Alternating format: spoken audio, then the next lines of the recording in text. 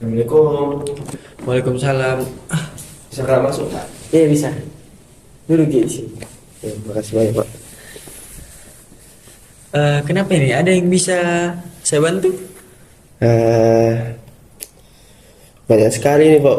Aku butuhkan dari kita Pak. Moga. Banyak, banyak bisa kubantu kan? Iya, Oke, berarti banyak yang mau diceritain nih. iya Pak. Banyak sekali mau ku cerita Pak sama kita. Oke, jadi sebelum bagus kapan kalau kita perkenalan dulu di Iya, sebelum kita cerita banyak ini.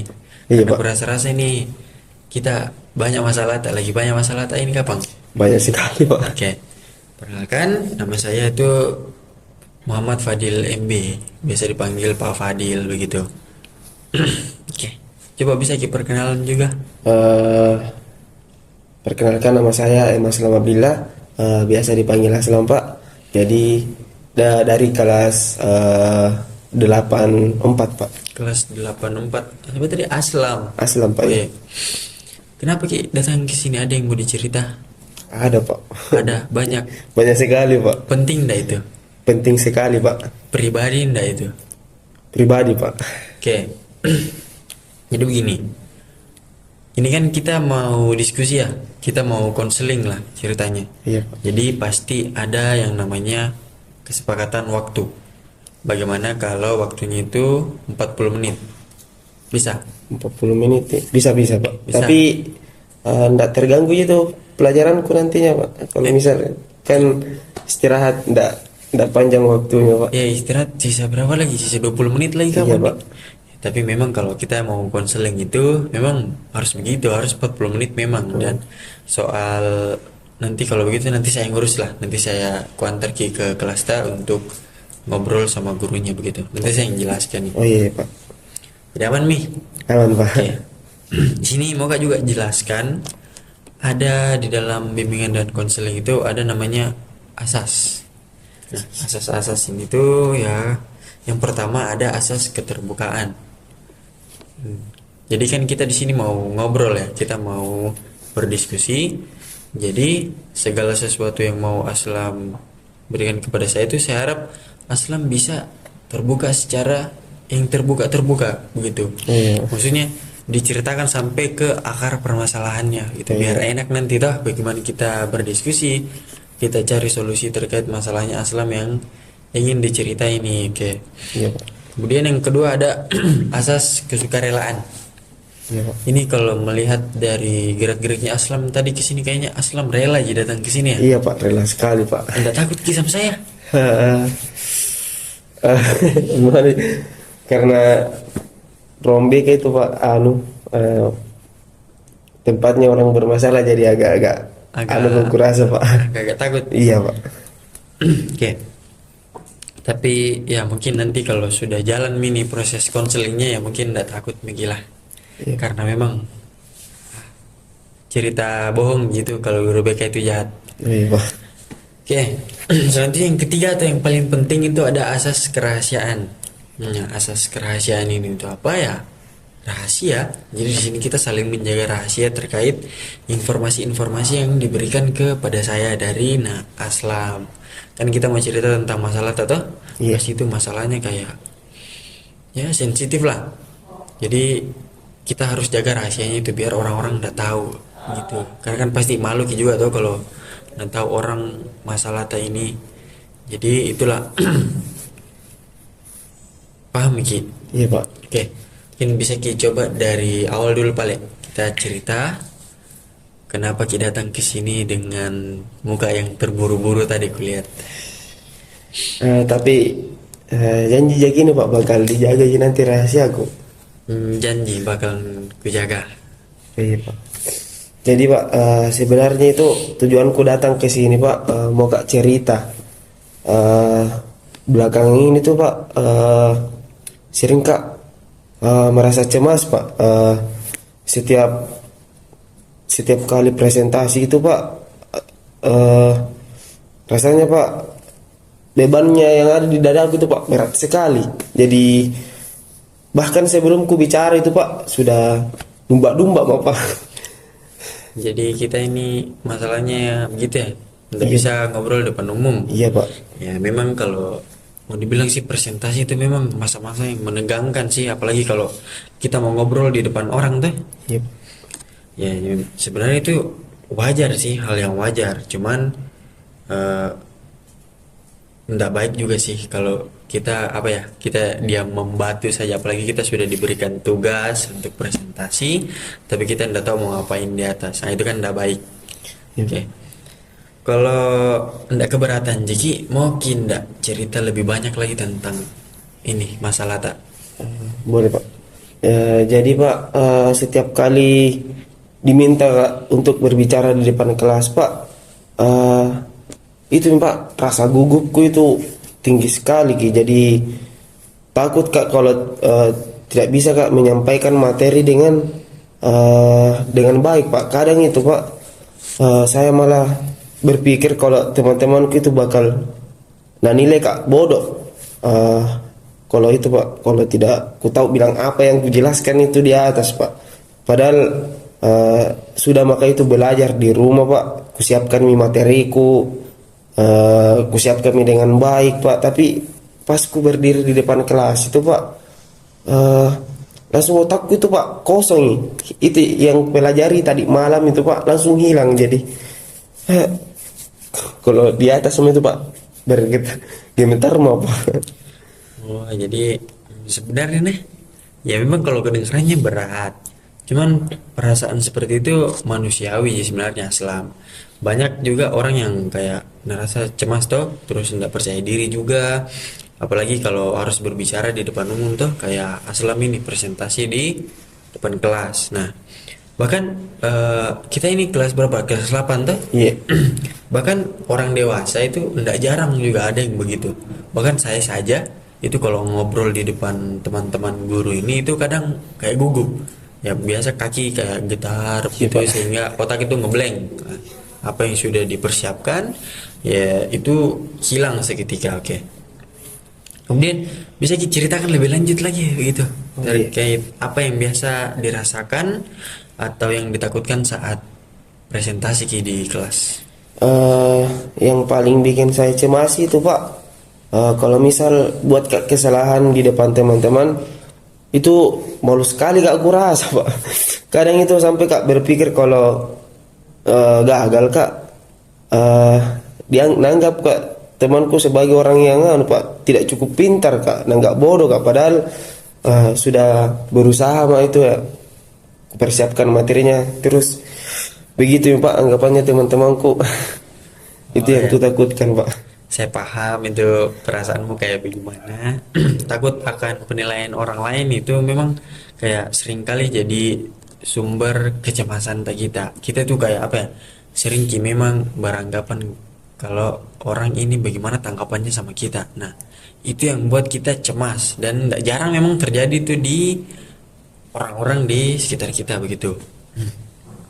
Tapi tahu nggak bahwa dalam agama kita, agama Islam tentunya, Iya, Pak. Allah mengajarkan untuk tidak takut berlebihan dan mengandalkannya dalam setiap usaha usaha yang kita lakukan. Nah, dalam Al-Quran Allah berfirman, sesungguhnya bersama kesulitan ada kemudahan. Quran surat Al-Insyirah ayat 6. Nah, artinya itu bagaimana? Ya meskipun kita dalam kesulitan, itu kesulitannya sebesar apapun, pasti ada yang namanya kemudahan gitu.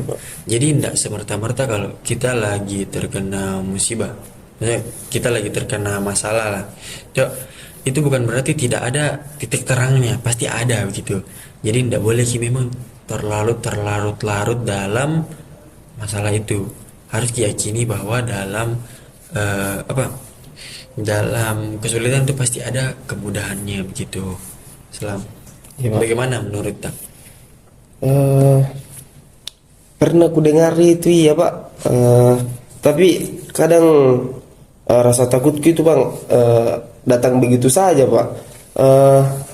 Saya juga sering berpikir kalau saya gagal bagaimana nanti nyari, apakah kalau gagal Kak berarti apa sih Pak? Apakah itu berarti saya gagal sepenuhnya Pak? Begitu.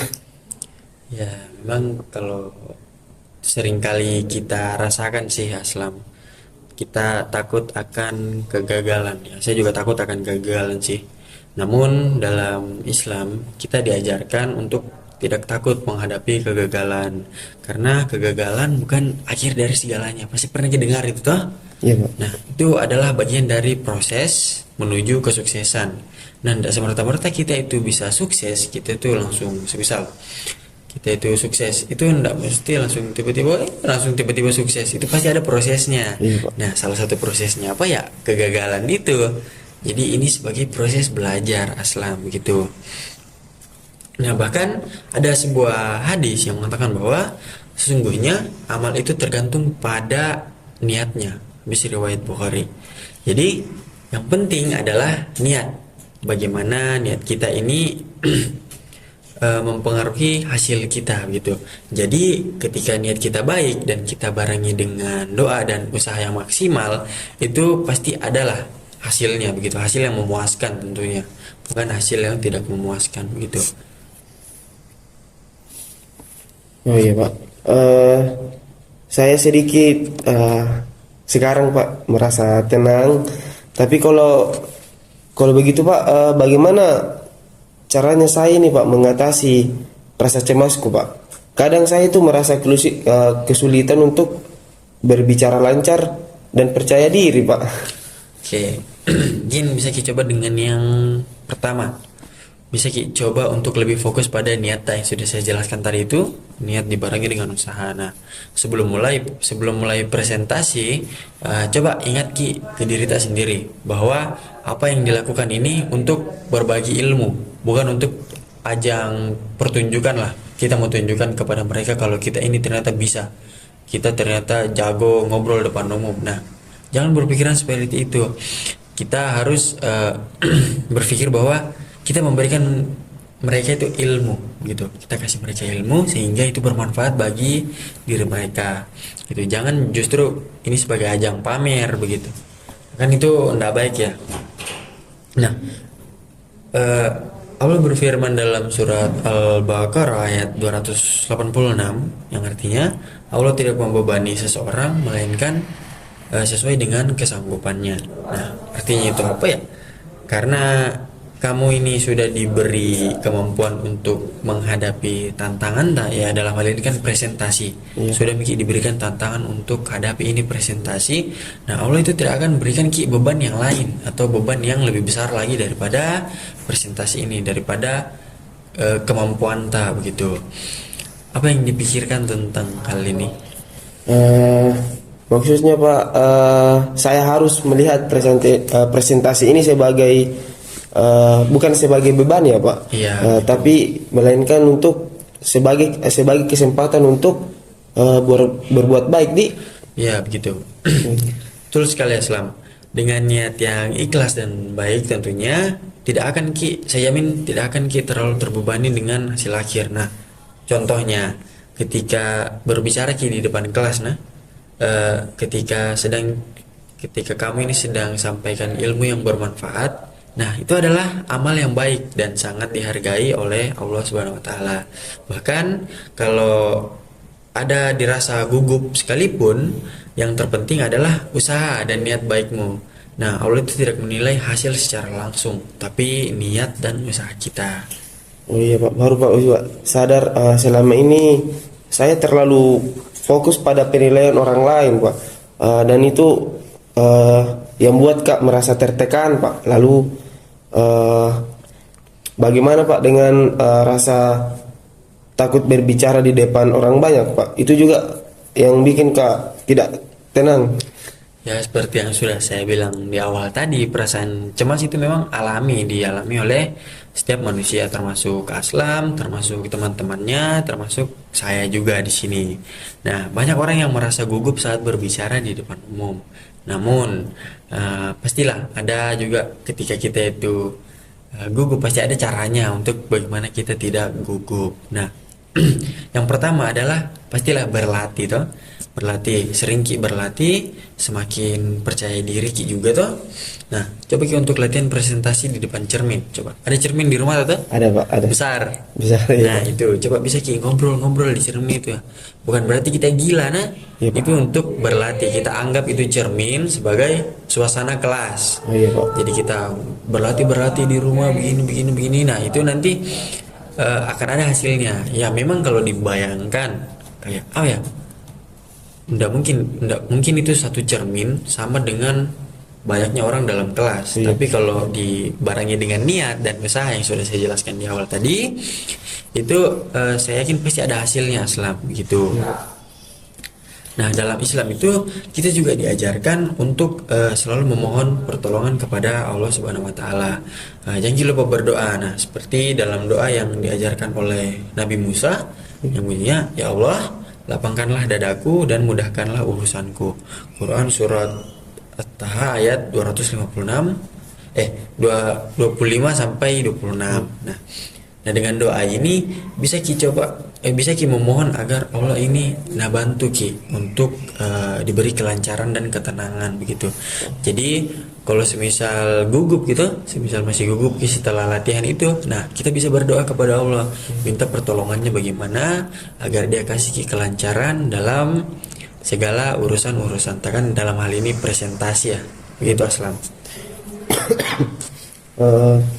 Saya kira Pak, selama ini tuh belum Pak cukup mempersiapkan diri Pak dengan baik, tapi saya juga lebih sering cemas daripada berlatih. Saya akan coba berlatih lebih sering dan berdoa dengan lebih sungguh-sungguh Pak nantinya. Nah, itu adalah langkah yang sangat baik Aslam. Jangan lupa untuk tetap persiapkan diri persiapkan materi dengan matang. Jika kamu ada yang dirasa apa yang disampaikan itu kayak kurang ketika kita cemas, itu abaikan saja Aslam. Dan jangan lupa juga untuk tetap berdoa kepada Allah, minta pertolongannya agar diberikan kemudahan. Nah, yang juga lupa harus kita tetap ingat bahwa tidak ada yang sempurna. Nah, memang kadang ketika kita itu khawatir, kita itu sering memang kayak ngeblank begitu. Tapi itu kan semisal kalau kita itu kayak lagi rasa cemas, itu pasti yang dia ada di benak itu bilang, "Ih, nak ketawa ya itu teman nak ketawa ya Kak, pasti Kak." Nah, itu sebenarnya itu teman-teman sebenarnya lebih fokus ke materi, bukan kepada kita ya. Memang mungkin ada beberapa teman dekat atau sahabat itu pasti nggak suka lihat kita tersiksa memang. Cuman mayoritas di kelas itu pasti mereka mau belajar. Nah, ya apa yang mereka perhatikan ya materinya, bukan kamu ya. Terkecuali mereka inilah yang sahabat-sahabat kamu tuh pasti mereka maulah lihat kamu tersiksa dikit. Jadi begitu Aslam. Betul ya Pak yang dikatakan tadi. Kemudian Pak, saya juga itu Pak kadang terlalu keras pada diriku sendiri Pak. Mungkin saya perlu belajar untuk menerima bahwa tidak ada yang sempurna. Saya juga harus lebih memfokuskan diri pada tujuan saya Pak, yaitu menyampaikan pesan dan ilmu, bukan bagaimana orang menilai saya Pak, begitu. Nah, itu tepat sekali ya Aslam. Selalu kita juga ingat bahwa usaha itu adalah bagian dari ibadah. Nah, dan Allah akan memberikan hasil yang terbaik bagi mereka yang beribadah. Nah, setiap kali kamu merasa cemas, tetap ingat untuk kembali kepada Allah. Jangan lupa berdoa, jangan lupa bertawakal, dan yang terpenting adalah usaha kita dan niatnya bagaimana. Ya, Pak. Nah, dan hasilnya biarlah Allah yang mengatur toh. Kita cuma bisa berusaha, kita mengatur niat yang baik, Ya, dan kita bisa berlatih begitu. Oke. Terima kasih banyak Pak sebelumnya. Sekarang saya merasa lebih tenang dan lebih siap menghadapi presentasi berikutnya. Saya akan coba untuk berlatih lebih baik, berdoa lebih sungguh-sungguh lagi, dan fokus pada niat baik Pak. Ya, alhamdulillah. Saya juga senang sih bisa bantu Aslam tuh. Semoga Allah juga memudahkan urusan urusan tak dan urusan juga bapak. Iya. Dan Jangki juga ragu untuk datang lagi ya jika ada yang ingin dibicarakan Aslam. Iya, Nah Pak. itu kayak tadi di awal saya senang sebenarnya begitu. Ada siswa yang datang ke sini terus dia mau cerita. Nah jarang-jarang memang ada siswa yang begitu sih. Iya. Pun kalau dia datang ke sini tuh pasti lapor sih temannya bilang ada menggilai lagi di dalam kelas. Nah ini Aslam ini beda ini. Datang terus berani cerita sama bapak dan saya sangat hargai itulah. Jadi untuk kedepannya jangan ragu-ragu kesini lagi ya Iya, Pak. untuk cerita begitu. Kita diskusi terkait masalah-masalahnya Aslam begitu. Sebelumnya Pak, terima kasih banyak atas nasihat untuk hari ini dan dukungannya Pak. Nanti kalau misal ada lagi masalah aku Pak, nanti bakal bisa sih Pak datang lagi ke sini Pak. Bisa banget, insya Allah Bapak ada di sini terus di Iya, Pak. standby begitu Iya, karena memang tugas yang keliling sekolah itu bukan Bapak, jadi saya standby di sini terus. Iya, Pak. Bukan 24 jam ya, di jam sekolah aja. Jadi kalau lagi datang saja cari Kak. Ya Pak. Itu nah, Iya, jangan Pak. lupa itu tadi yang ku bilang, jangan lupa niat, jangan lupa berdoa, jangan lupa usaha. Iya Gitu. Pak. Ada lagi yang mau disampaikan? Kayaknya tidak ada. Tidak ada Mi. Iya. Oke. Jadi mungkin bisa Miki kembali ke kelas di. Saya antar gini karena lewat Mi jam istirahat. Oh iya Pak. Dan ini juga waktu sudah menunjukkan sesi konseling kita akan berakhir. Jadi proses konseling hari ini saya akhiri sampai di sini. Iya. Assalamualaikum warahmatullahi wabarakatuh. Waalaikumsalam warahmatullahi wabarakatuh. Ayo kita kembali ke kelas. Iya Pak. Mau dikasih paham dulu gurunya nih. Iya Pak. Nantinya nak kira bolos kan.